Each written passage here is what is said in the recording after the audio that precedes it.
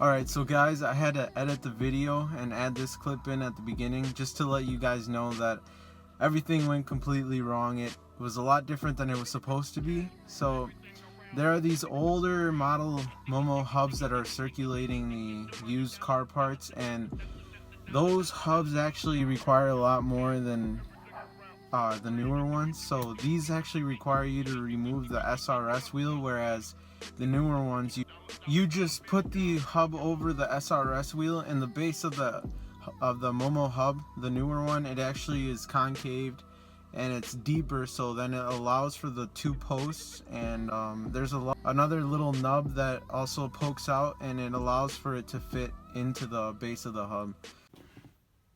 From what I can show you right here, you can see how narrow this older Momo hub is, and when you get the newer one, it actually is a little wider, and it also is a little longer on the base.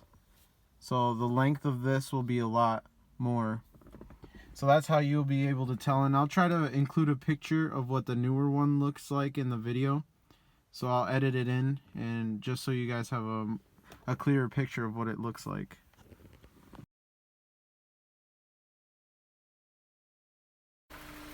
Alright, so what I have to install today is this Momo Eagle steering wheel. Many of you might know this steering wheel from Midnight Club 3, especially if you did the cockpit view for racing. And they usually run for about $350, so they're pretty expensive. But I ended up getting this one for only $150. And instead of a quick release, I'm going to be running this Momo hub. So just a pretty simple setup, and I got that for $50 instead of, I think it's like $100 new. So here I have the horn and the hardware. So I'm going to go ahead and do the first step. So the first thing that I'm going to do is have the keys out and just lock the steering wheel in place so that it won't move. And that just makes it easier to not misalign it when you put on the new steering wheel. And then after that, I'm going to disconnect the battery. So I'm just going to disconnect both terminals quick. Alright, so now that I got both terminals removed, I can go ahead and do the next step, which is mostly just an extra precaution to take. So I'm just going to put my foot on the brake pedal for about 15 seconds just to make sure that all the juice is out. And then once I do that, then I'm able to start taking apart the steering wheel and make sure that I take out the airbag. So I'm just going to be working at an angle just to be away from the airbag, just another precaution. But as you see here, there's two little clips here. There's one here and one on the other side, and we're going to be removing both of them, and there should be a bolt on each side that will release the airbag. So then we can pull the airbag out and then continue onto the steering wheel. So just so you guys see, the other one is kind of hidden. It's not in the same area. It's a little bit above, and it's a smaller piece. So I'll give you guys a better look. So it's right there. It's just smaller than the other side. And then just to give you a better look of the bolt, so we're going to get a Torx bit and remove both of them. Alright guys, so before I go ahead and actually pull off the airbag, I'm going to go ahead and disconnect this cable right here. So this cable is basically connected to the airbag, and that's the sensor for the airbag, so we're going to want to disconnect that first. As you can see, I went ahead and removed the wiring from the bracket that was holding it in place, and we're just going to go ahead and then press on this little lever and then release the clip, so that way we can feed it through and remove the airbag. But I thought I'd just show you guys how it disconnects, just in case you guys had trouble like me, because this is the first time for me doing it in this kind of car, and I've never seen this kind of connector before. But that's how it comes undone, just so you guys know. I have the new steering wheel just for comparison. And this one's a 330 millimeter, so it's pretty close to the stock one, which is good, except it has the D shape, which the main functionality of it is basically just to give you more leg room. But yeah, so now we're gonna go over here and start removing the clips. So we have this one that went to the airbag, and then if you follow this one through, this one's actually the cruise control, and then finally the horn. I'm pretty sure that's the horn. I'm not 100%, but I'm pretty sure it is. So we'll go ahead and remove this from the bracket here and then unclip it, and also remove this from this connection right here. We have the 3 connections that will feed through, and these will stay in the column as we take off the steering wheel, and this one's just gonna stay. So this is a 14 millimeter, so we'll go ahead and unscrew this, and then we should be able to take it off. It's on there super tight, so you're gonna want to make sure to pull really hard but still be weary of the cables. Like, I had to pull mine pretty hard, and there was no way of getting around of snatching the cables, so this kind of broke off. But as we look back earlier, this is for the cruise control, so I'm not too worried about it. This is the main focus, is the horn. So now we're gonna go ahead and then put on the hub.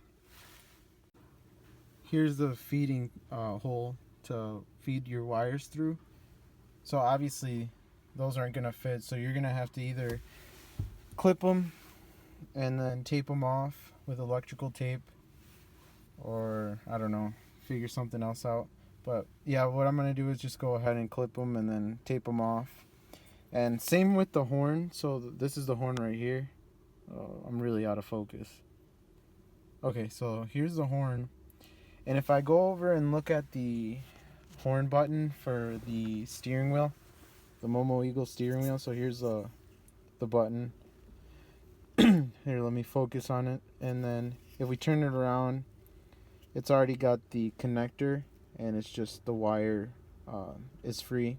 So we'll go ahead and then cut this one and then wire it to this one and just tape it off. Here's what I ended up with, just nothing too fancy, but this one's ready to connect to the horn button, and these are just taped off. So now I'll feed them through the hub. Alright, so we ran into some major issues, and when you're using the stock Momo hub, you actually have to remove the SRS wheel, and there's a plug right here. But, and oh, I forgot to mention that you'll actually have to remove the bottom column. So you just have a screw here and 2 on the outside. Alright, so this plug down here goes in here. So when it's mounted on up here, you have to go ahead and remove that plug. And then there's another plug back here, but that one actually is removed from way back here. So I'm not really sure how I'm going to use the horn. So for now, until I figure it out, I'm going to be without a horn. So now that that's unplugged, I'll just feed it through. Alright, so when I align the Momo hub, there's actually, it's stamped on the metal where the top is, and then I just lined it up of where the previous steering wheel was. And now that I have it on there, I'll put the nut back, or the bolt back in the middle. The nut, the bolt. So this will be going in there, and then just tightening it to 39 pounds of torque. So I got the bottom tray of the steering column back on, and like I said earlier, you got that bolt and the 2 outer ones, not the middle one. So a total of 3. And you can see that my wire's still sticking out because, like I said, of using the older model Momo hub. So I'm gonna have to figure something out for the horn. I got the steering wheel on now, so I bolted everything up, the horn and everything, but as like I said, the horn's not even gonna work, but it looks nice. And yeah, so I got the D shape on the steering wheel, so it gives a little bit more leg room, but it's not going to do much for the function of it. But it does feel really nice, and I like it a lot better than the original, even though that I don't have an airbag anymore. But this is only a weekend driver, so I'm not too worried about it. And eventually I'm going to be doing autocross, so I'm going to switch over to a quick release anyways once I start actually competing in it. But yeah, just a better shot of the steering wheel.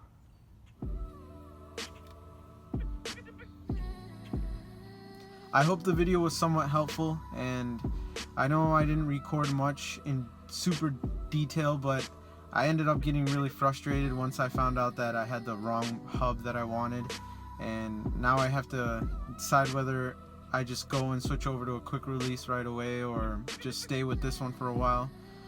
But this is going to be the end of the video. Thank you guys for watching. I'll catch you guys on the flip side.